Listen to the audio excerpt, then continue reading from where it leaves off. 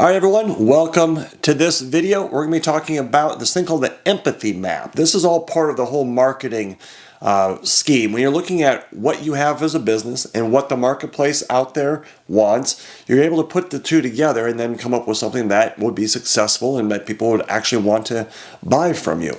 But in order to know what other people want, it might take some time in understanding a little bit more about them. Now, we may know about their demographics. We can go through and put together that. That's real easy, but it's trying to get deeper in to see what is really what matters to them.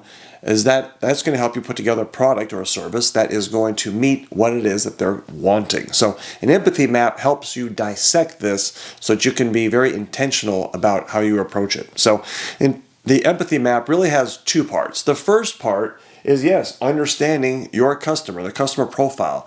You want to know their gains. What is it that they're hoping to get? They're trying to elevate something in their life, a better whatever it is, fill in the blank. If they're also trying to do something, and that is to avoid some pains, or they have some pains that they're dealing with that they don't want to deal with about a particular thing, and so they're wanting a company, or they're looking for a product or a service to come along and relieve them of that pain.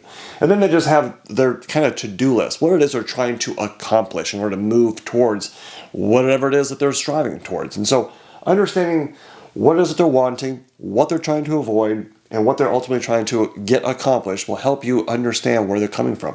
You may have probably also seen this as well as with human nature when it comes to motivations. This would be pleasure, and that would be, of course, pain. And people are driven away from pain, and they are attracted towards pleasure. And so understanding the human psychology that goes into what it is your consumers are wanting will help you better understand them. The second part of this is then where we come into the picture, where a business owner comes into it. What do we have that can help generate those gains for them that they're wanting? And what are the things that we can do that will eliminate or lower some of the pains that they're dealing with? And then do our products and services match up with what they have? And so you put the two together, and obviously you get this match. And so we're looking to see what it is that they want versus what it is that we can do, and being able to address that so that in our marketing efforts, we can take these gain creators, the things that we can do, and address what it is they're searching for. They say they want it, we can say, yes, we can help get that to you. They say they want to avoid this, we can show them or get rid of this problem. That's how we can come into the picture and say, listen, this is how we can do that. And by the way, here are the products and services that we offer, and then this is what you're trying to accomplish. Then this could be a very nice match that we put together. Remember the business canvas model? When we're looking at that, this fits into that. This is the value proposition. This is what we are offering to them. And this is the customer segment. This is them. This is their pains and gains, what it is they're trying to accomplish. See how this all kind of ties together. When you kind of dissect this, you better understand it. It gives you more clarity in your business and what it is you can offer your customers. So now let's take a look, though, at this customer. Let's dive a little bit deeper into what it is to understand this customer a little bit better. We want to know kind of the different senses, what it is that they're taking in as information. Okay, we want to know, what are they hearing? What are they hearing from others? What are they, when they're visiting with their coworkers or neighbors or family members about whatever the topic is, what seems to be the conversation? Now, obviously, I know you can't be right there next to them and hear what it is, but you might actually pick up on what they are saying. They say, well, I heard from my friend that XYZ. Okay, you can kind of pick up on what it is that they're hearing. You can also look to see or ask yourself, what are they seeing? What are they seeing in the marketplace? What are they seeing others doing? People are on their phone all the time and they're scrolling. They are seeing stuff. They're seeing stuff on social media. They're seeing stuff on TV. When they're out and about, just doing whatever they do, they're seeing things. You kind of be in their world to kind of understand what it is that they're seeing. You also want to know, what do they do? Like, what behaviors have we seen them do? You already have customers that come to your company. Can you see what their behavior is like. Like for example, in dental, we can see that, or we can notice their behavior is that you have a back to school rush, or you have a spring break, people trying to get their kids in during that time.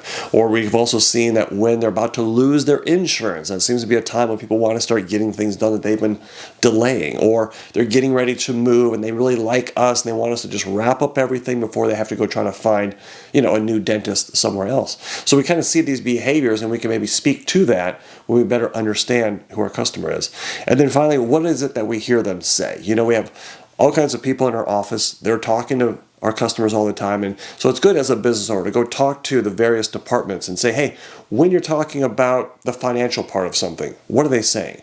When they're in visiting with, in our case, as a dental office, the hygienist, what are they saying during that hygiene, visit? What are the other doctors hearing? What are the other assistants saying? When the dentist leaves the room and the assistant's left in the room with the patient, what are they saying? We want to understand what it is, because if you're just know yourself, if you're just the business owner and you don't really get input from those around you, you're not going to be able to know all the different things that your customer is hearing, seeing, doing, and saying. You got to be able to take that all in so that you can better tailor your message to meet what it is that they're doing. Assuming, of course, that we can help them, their goals, or what's something that we want to do.